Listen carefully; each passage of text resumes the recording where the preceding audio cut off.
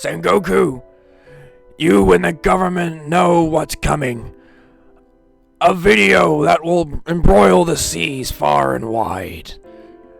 That's why you're so afraid. Nothing you will do will stop it.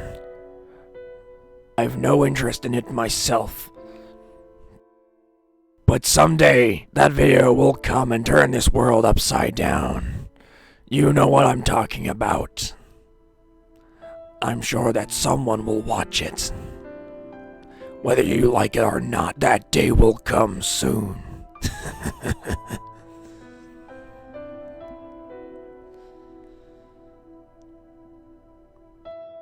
The One Piece! The One Piece is real!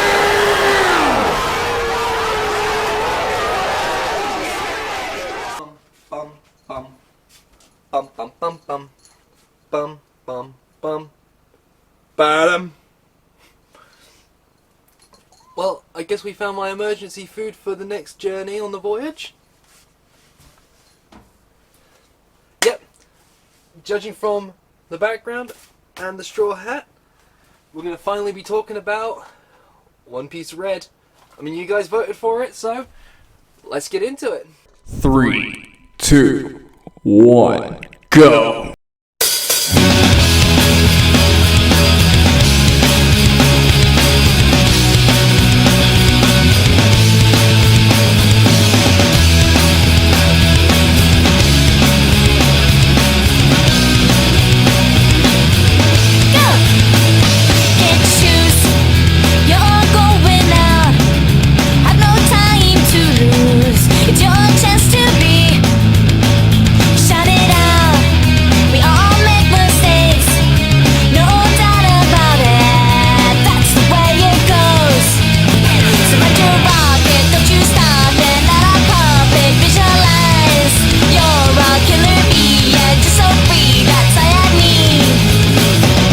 This is your path to be. We're all here just for all the fun. Now you're jamming, jamming hard, yeah. Hype it up all once again. Try to hype it up. Now you're jamming, jamming hard, yeah. Hype it up all once again. Try to hype it up. Before I get into anything on the video, please make sure you guys like, comment, subscribe, hit that notifications bell if you want to, and also don't forget to share if you must on your social medias. Comment down below what you think of the video just before we get into the end of it, and also don't forget to go down the description down below where you guys can find my Instagram, my Twitch, my Twitter, and my Facebook page, and my TikTok as well, which will all be down in the description down below, so you guys can follow me on any of the social medias. And also, if you guys see me on Twitch, and if you missed the live streams, do not worry, because I have all my live streams uploaded onto YouTube as soon as possible when I've finished all my live streams. So, other than that, let's get straight into the video! So, for those of you guys who don't know, One Piece Film Red is a Japanese anime musical shonen movie directed by Goro Taniguchi, known for Kaguya, Solution the Rebellion, Maria the Virgin Witch, Mobile G Fighter Gundam, and War Gundam X, and One Piece Takedown the Great Pirate Ganzak.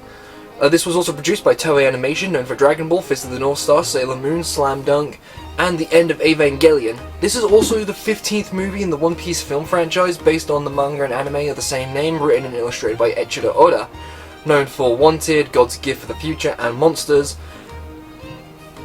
and also Ikiyako. This movie was first announced back in November 21st, 2021, in commemoration of the One Piece anime's 1000th episode, and also following the broadcast of the episode, a teaser trailer and poster was released on the exact same day, moments after the episode dropped. Its world premiere was in Nippon Budokan, Budokan even, in Tokyo on July 22nd, 2022, for the celebration of the 25th anniversary of the manga, and was also theatrically released across Japan on August 6th, 2022. One Piece Film Red received praise for its animation style, fight scenes, musical numbers.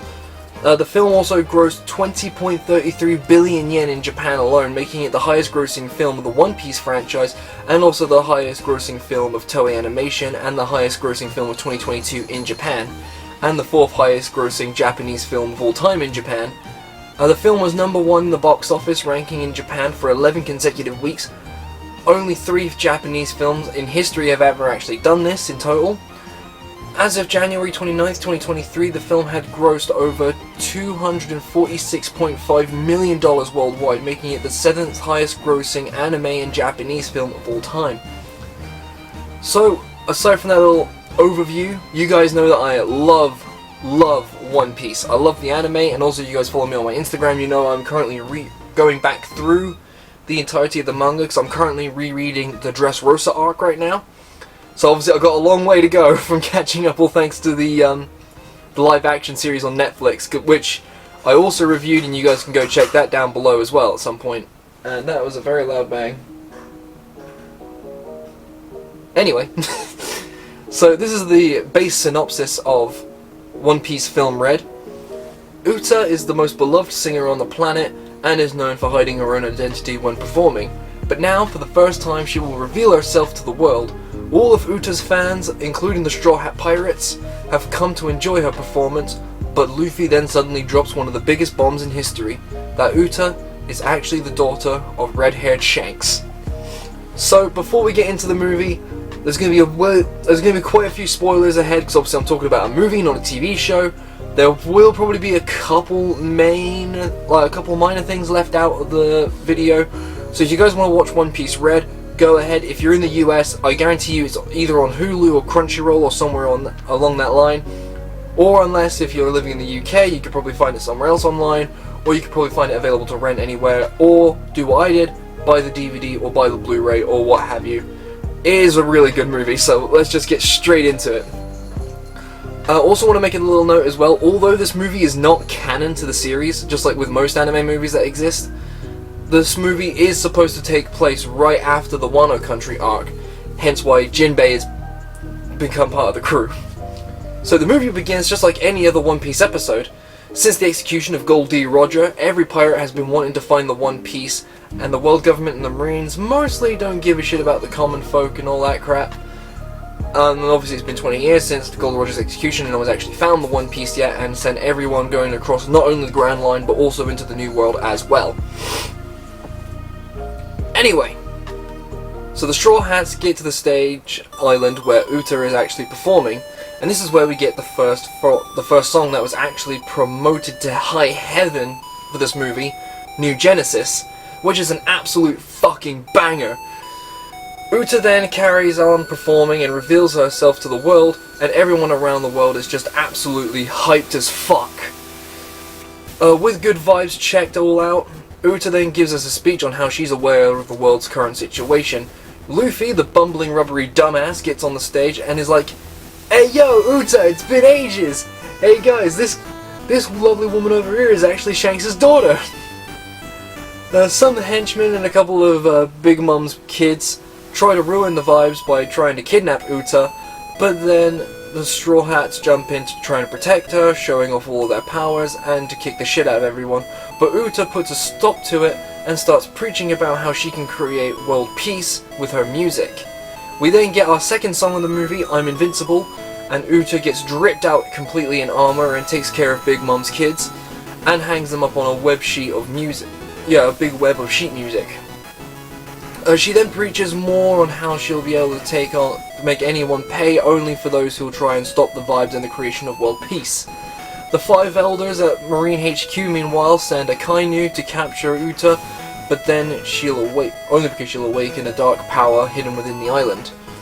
Uta then continues to act like a cult leader, but then we soon get another song, The World's Continuation, which is it just feels a bit like emotional because it's about wanting to free yourself from the world, and she sang it so well in this flashback that it made everyone fall asleep. Back in the present, we get told that the next time when Shanks came back, well, not back in the present, still in this flashback, later in the flashback, next time Shanks came back, Luffy was excited to see the red-haired pirates and Uta, but the red-haired pirates themselves all seemed a little bit more depressed because Uta left the crew to become a singer, and Luffy never saw her until now in the present. Uta then tries to get Luffy to stop being a pirate, but then he turns around and is like, nah, fuck that. Then she starts becoming a little bit unhinged and starts attacking the Straw Hat crew. The next song, Backlight, plays as Uta starts taking out the Straw Hats, and Luffy can't do shit because Uta had bound him, because she's like, I can't let you become a pirate because no one likes them. Luffy then gets saved by Bartholomew and Trafalgar Law and Beppo. Meanwhile, Kobe and Helmeppo and Blueno, from way earlier in the series, as all fans know,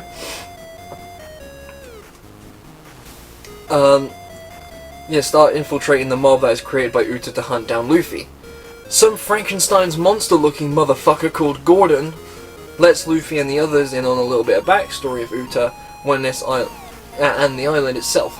Basically, Uta was completely alone, all because of the citizens disappeared overnight, and Gordon tried what he could to try and make Uta smile by being the best father figure, with the world's continuation playing in the background. One day she then found a video transponder snail, and basically became a world star by performing her songs in front of the snail, which is basically kind of made her like a TikToker or like a standard like musical based YouTuber. Something I was going to say something along the lines of like Jonathan Young, but with actual talent. Through her fans though, she learned about the condition of the world and has created this concert to bring her form of peace across the world. Beppo then gets turned into a Squishmallow, which, let's be honest, we probably all end up buying it at some point, and Uta steals Luffy's hat. With our trio escaping, they then try to get to the port because of the world government are on their way to capture Uta because of her Sing Sing powers. She then interrogates Gordon and says that she found some ancient pages of dark magic. At the port we then see that the Thousand Sunny has turned into something that, if I'm going to be honest, if I see a plush of this thing, I'm going to want to buy it at some point. But anyway, the Marines arrive and see that everyone has been put to sleep due to Uta's Devil Fruit powers. Some of the Marine captains show up and see Uta eating some wake shrooms, which will kill her eventually very soon, because they'll be diminishing her stamina, because it's the only thing that will keep her awake when she's using her Sing Sing powers as well. She then starts singing Fleeting Lullaby, which is honestly my absolute favourite song in the entire movie, like in the entire soundtrack no less, pretty much. But yeah, she uses it to control all the unconscious bodies around her and get them to fight the Marines that come before her. Meanwhile, the other Straw Hats are just stuck with Brook being the best that he can by seeing Nami's underwear, and obviously giving my favourite line of the entire movie, and Brook obviously just being my favourite member of the Straw Hat crew other than Frankie and Sanji. びくともしねえ。わしもダメじゃ。ブルックは？もう少しで。外れそうなの？見えそうです。ナミさんのパンツが。何？見たらぶっ飛ばす。よ。But anyway, I digress. But Kobe, Helmeppo, and Blueno save everyone by using the musical notes because of the formation of the musical sheet itself, and everyone's head being serving as the actual notes themselves. But yeah, as we later find out, through Uta's Sing Sing powers, she created basically a dream world where their actual bodies are under her control in the real world, so the other Straw Hats are going through an underground library in search for a solution to stop Uta. Meanwhile, in the real world, everyone watching the concert gets trapped in her world. The Celestial Dragon Charlos, being the biggest piece of shit that he is, gets what's coming to him, because we all know how much of a piece of shit he is way back when he was first introduced in the Sabaody Archipelago arc. Kobe drops the big bomb that everyone is trapped in this fantasy world, but it could also go as well. Once the reality sets in, with everyone trapped inside it, because this could easily wreck society, Uta starts becoming more and more unhinged, and then Robin finally finds out that the only way to stop Uta is to summon Top Musica, but it also has to be attacked in both the dream world and the real world at the exact same time and exact same point, which will free everyone in the dream world, and even better because Shanks is on his way. Luffy then tries to speak to Uta on what really happened between her and Shanks as she starts ripping his straw hat in half. It turns out that when she first came to this island with Shanks, she summoned Top Musica and wiped out the entire population. Shanks then had no choice but to leave Uta because he thought it would have been the right thing to do. But Shanks had to make it look like that his crew robbed the entire island and abandoned Uta on Elgia. You shut your whining. Because you got equally as upset about this movie as I did.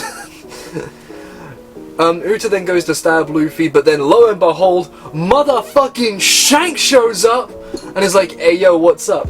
Uta then mentally snaps and then summons Top Musica by singing the actual Monsters theme, which is actually a pretty damn good song.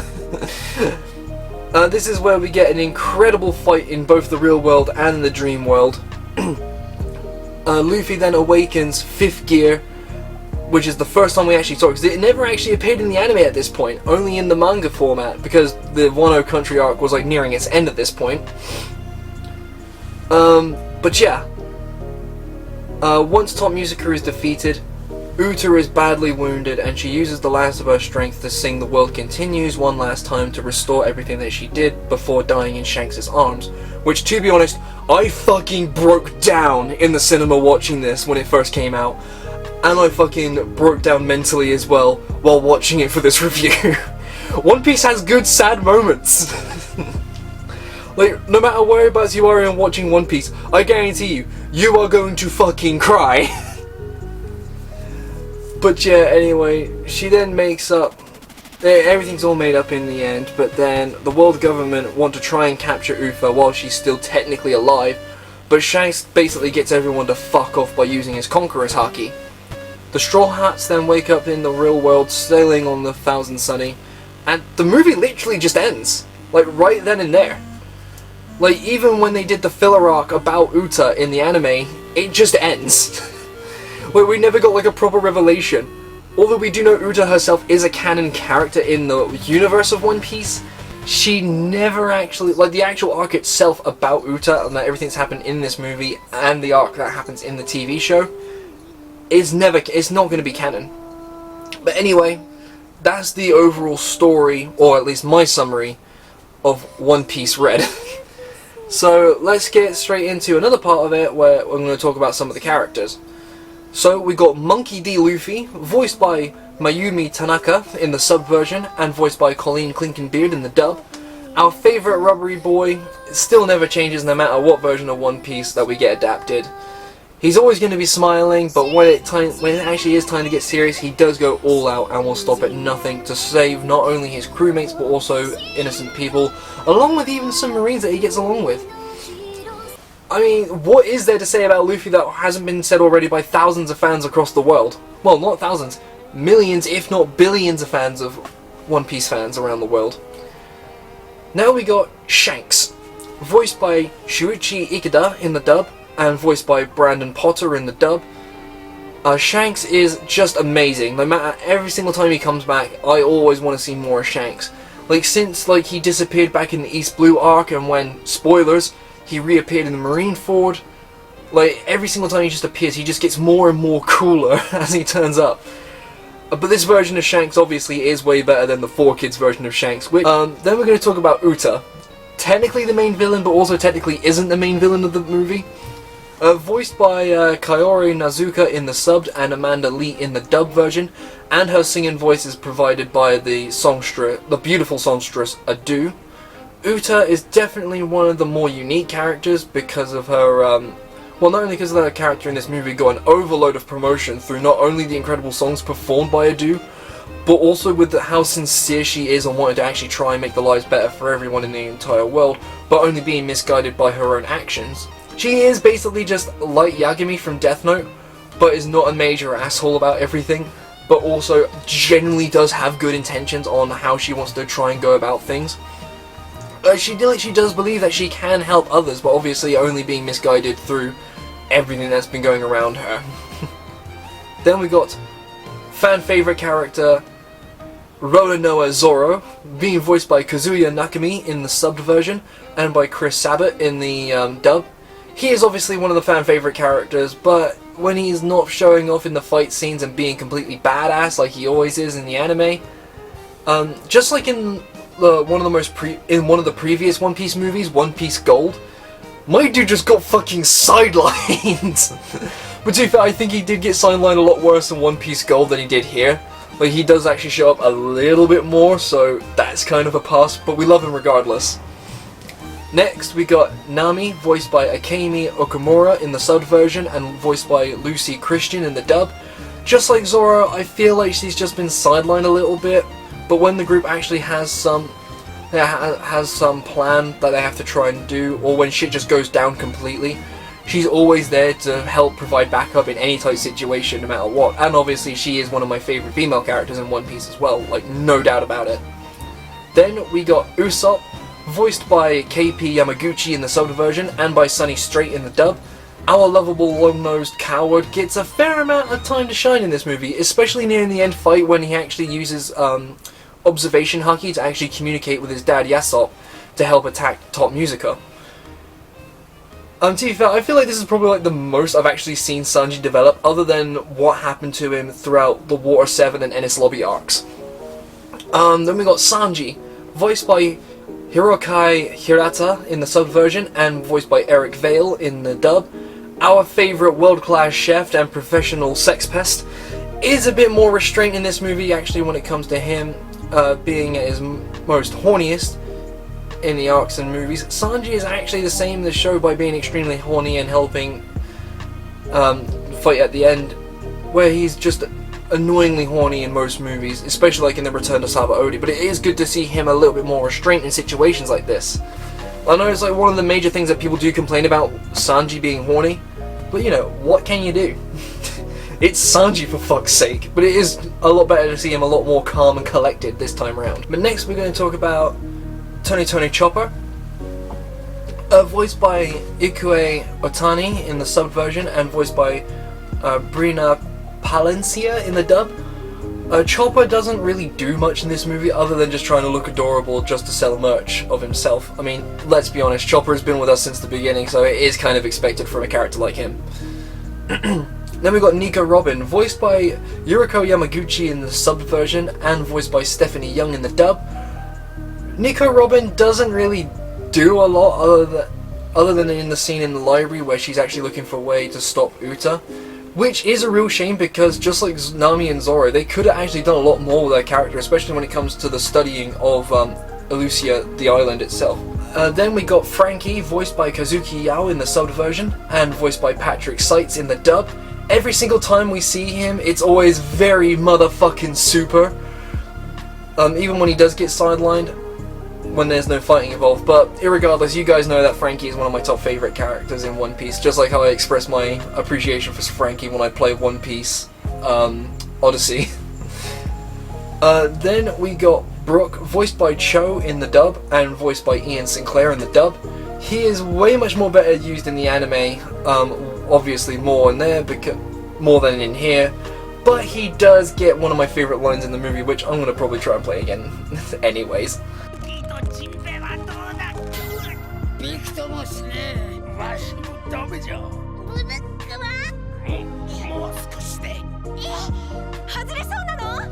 見えそうです。ナミさんのパンツが。何？見たらぶっ飛ばす。よほほほほ。ちょっと歌ってみてくれる？楽譜全体が見えません。今の私に見えそうなのはパンツ。うっさい見るな。 But yeah, then we got Jinbei, voiced by Katsuhisa Hoki in the sub version, and by Daniel Bauch in the dub.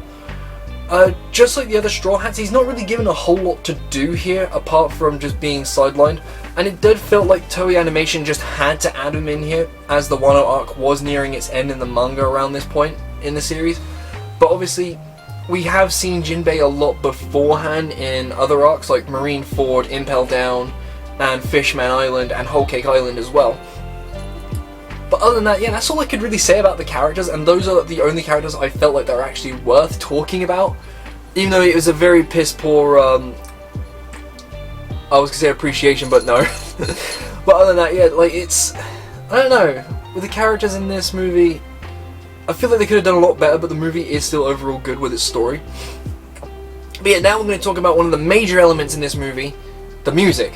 Music was a huge part of the movie's story, and every track is just an absolute banger. The film score was composed by Yatsuka Nakata, and the theme for the movie New Genesis was performed by Adu and produced by Nakata. Adu also performed 6 more songs as insert songs featuring other artists, Mrs. Green Apple, Vondi, Fake Type, and Hiroki Sawano, and Yuta Orosaka, and Morihito Hata. In each Toei Animation and Adu also released their respective music videos on YouTube. The album Uta Songs One Piece Film Red, containing all the vocal tracks in the movie, was released on August 10th, 2022, while the score album published by Avex, containing 47 original tracks, was released on October 28th, 2022. And also, I listen to the soundtrack quite regularly because I actually even ended up downloading it on my phone, so I listen to it every now and then when I go to and from work. But yeah, now it's time to go down to my final verdict. So, One Piece Film Red is definitely up there of being one of the better One Piece movies in the franchise, although I really wish it was canon in the series, because we have been getting that a lot more recently with some anime movies. Like, we had the Jujutsu Kaisen Zero movie, which is canon as a prequel to Season 1. We've had all the My Hero Academia movies, which are technically canon, just never mentioned in the manga or anything else, but they are classed as canon. And obviously we had, likewise established in my Dragon Ball Battle of Gods video, that was all the more recent Dragon Ball movies have started to become more canon. And to be fair, we haven't really had any canon movies of One Piece yet. So only time will tell, hopefully. But yeah, it is definitely up there with not only one of my favourite movies of One Piece in general, but it is also up there as one of my top favourite anime movies in general. But yeah, if you guys want to go check it out, please make sure you guys check it out for yourself.